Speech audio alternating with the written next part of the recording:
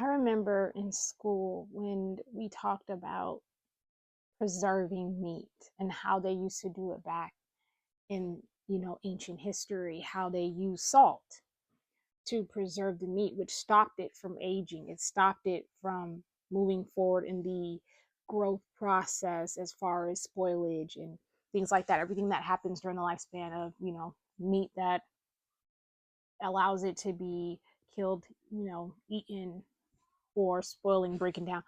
And so as I'm reading Lot's story when he lived in Sodom and Gomorrah, I got so sad because I realized there have been times where I have operated as Lot's wife.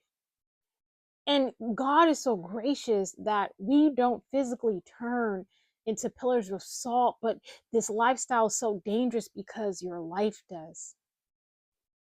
And as I begin to compare myself in my journey to Lot's wife, I kind of humanized her. Like how we can give something so far away an actual reality look.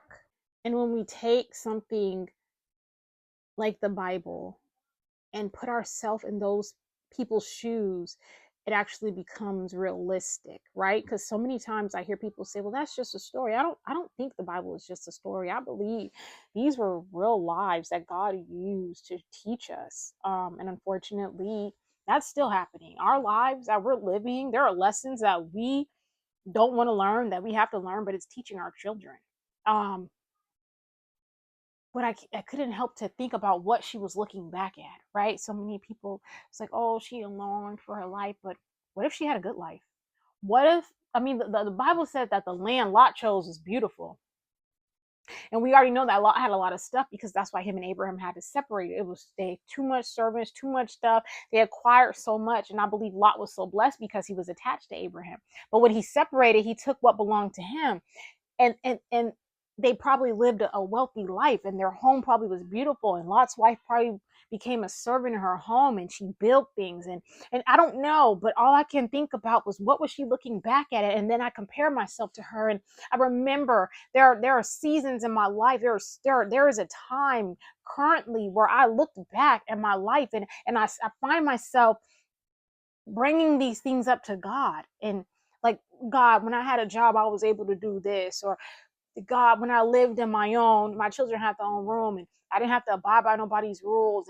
And what happens is you get stuck.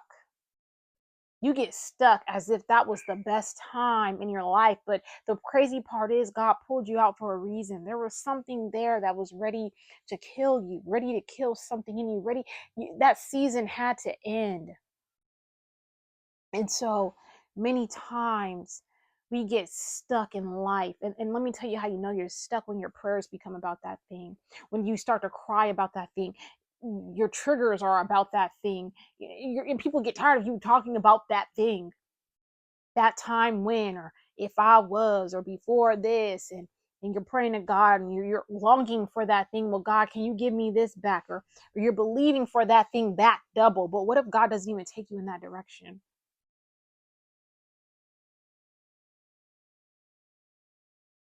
What if she was looking back at the beautiful home she created and there was peace there?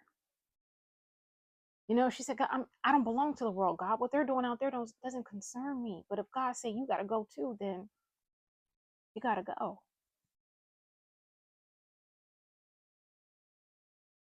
And so